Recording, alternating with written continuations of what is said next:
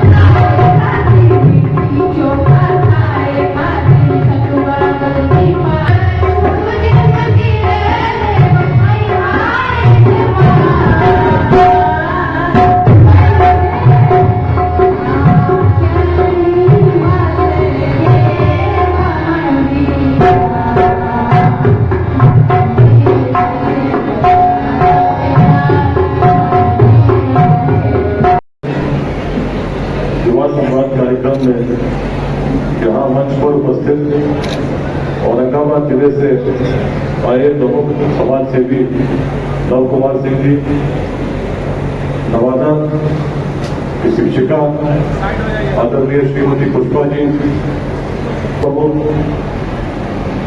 Let's inspire Bihar Nawada अध्याय से जुड़े हमारे मुख्य समन्वयक लक्षदीप जी, उत्पल जी, लव जी, सभी साथियों और इस सभागार में उपस्थित सभी देवियों, सज्जनों, युवा साथियों, दूसरा कार्यक्रम है। इसके पूर्व पिछले वर्ष नगर भवन में लेट्स इंस्पायर बिहार के युवा संवाद में उपस्थित हुआ था। तब भी जब हिसुआ से गुजर रहा था, बहुत आत्मीय स्वागत हिसुआ के लोगों ने किया था और मैं अचंभित था कि मैं तो कभी इससे पहले मिला भी नहीं। ऐसी कौन सी भावना है जो हिसुआ के लोगों को उससे जोड़ रही है। और वहीं से कहीं न कहीं लगने लगा कि जब मन की शुद्ध भावना निकलती है, निश्चित मन तक पहुंचती है, हृदय तल तक पहुंचती है, और जब भावना ऐसी शुद्ध होती है तभी कुछ बड़ा परिवर्तन साकार होता है। आप में से अनेक विद्यार्थी बीते दिनों वीडियोस देख रहे थे। कितने लोग वीडियोस देखे थे बीच में? काफी लोग बीच में जब वीडियोस देखे थे तो लेट्स इंस्पायर बिहार इस अभियान को समझने का प्रयास कर रहे थे। क्यों आवश्यकता है इस बिहार में? कितने लोग बिहार को श्रेष्ठ देखना चाहते हैं? देखना चाहते हैं? आज बिहार की स्थिति कैसी है?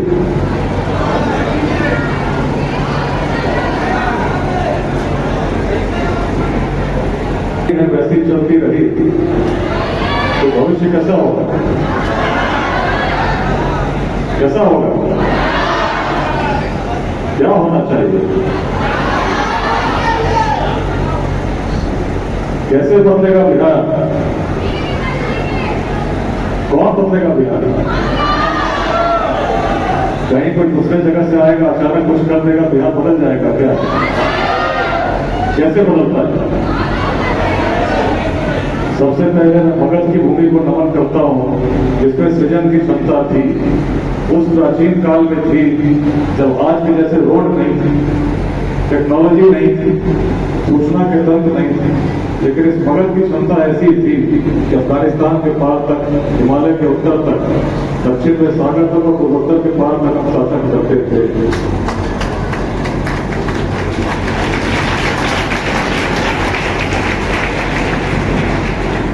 इस मगध को मध्य देश भी कहा गया है, जिसमें चीन से, तिब्बत से, जापान से, कोरिया से लोग पढ़ने आते थे।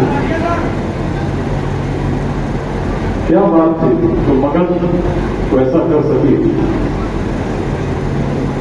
और यदि तब जब संसाधन नहीं थे तब हम अग्रणी हो सकते थे, तो आज क्या कारण है कि श्रमजीवी एक्सप्रेस चलानी पड़ती थी, जिसमें मजदूरों को हम भेजते हैं। पहले जब मगध से कोई अफगानिस्तान जाता होगा तो उसका सम्मान एक शासक के रूप में किया जाता था, एक प्रवर्तक के रूप में किया जाता था। मगध के विचार आज भी कोरिया के गांव में पूछते हैं, उस काल में जो विचार उत्पन्न हुए। चीजें तो आगे बढ़नी चाहिए। ऐसा क्या हो गया कि हम मगध को मुक्त हो गए? अपने गांव में भी सबको रोजगार नहीं दे पा रहे हैं, दूर दूर जाते हैं। मैं तो 9th क्लास में था, मेरे पिताजी इंडियन ऑयल कॉर्पोरेशन में नौकरी किया करते थे, अब रिटायर हो गए। जन्म हुआ उसके बाद गुवाहाटी गए, क्लास 2 से लेकर क्लास 8 तक बेगूसराय के बरौनी रिफाइनरी टाउनशिप में रहा था। परिश्रमी विद्यार्थी था, पढ़ता था, क्लास का टॉपर बना 8वीं कक्षा में। उसके बाद 9th में जब आए, पिताजी की पोस्टिंग हो गई भोपाल। यहाँ थे वो सब विद्यार्थी बड़े सम्मान से नाम लेते थे, टीचर भी मानते थे कि बड़ा पढ़ने वाला बच्चा है। लेकिन जब भोपाल पहुंचे तो मित्रों ने वहां पर जो डांस के सहपाठी थे, बिहारी बोल के चिढ़ाना शुरू किया। शुरू में तो बिहारी बोला तो लगा कि बिहार से आए हैं, बिहारी बोलते होंगे, लेकिन कुछ दिनों के बाद बड़ा स्पष्ट हो गया कि मंशा गलत है। इसमें इतनी ही आवाज है। फिर से मैं बदलूंगा बिहार, मैं करूंगा अपने पूर्वजों की भूमि का पुनरुद्धार। आइए मिलकर प्रेरित करें बिहार। धन्यवाद।